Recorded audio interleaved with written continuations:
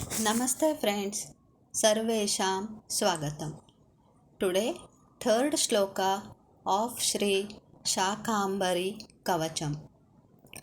Shulam khadgancha damarum dadhanam abhayapradam simhasanastham devim ध्यायामि शाकाम्बरीम्.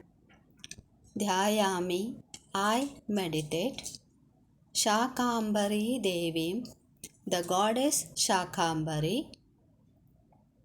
Simhasanastham, who sits on the throne.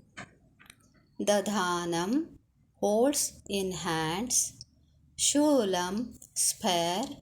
Khadgam, sword. Cha, and Damarum, drum with two sides. Abhayapradam, who gives the promise of the protection.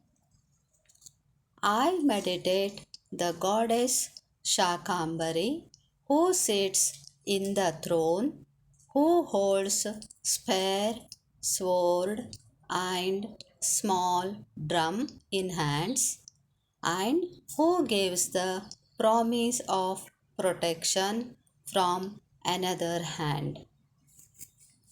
ಸಿಂಹಾಸನದಲ್ಲಿ ಕುಳಿತಿರುವ ಶಾಕಾಂಬರಿ ದೇವಿಯು ಯಾರು ಕೈಯಲ್ಲಿ ಶೂಲ, ಖಡ್ಗ ಮತ್ತು ಡಮರುವನ್ನು ಧರಿಸಿರುವವಳೋ, ಮತ್ತೊಂದು ಕೈಯಿಂದ ಅಭಯವನ್ನು ಕೊಡುವಂಥವಳೋ ಆ ದೇವಿಯನ್ನು ನಾನು ಧ್ಯಾನಿಸುತ್ತೇನೆ.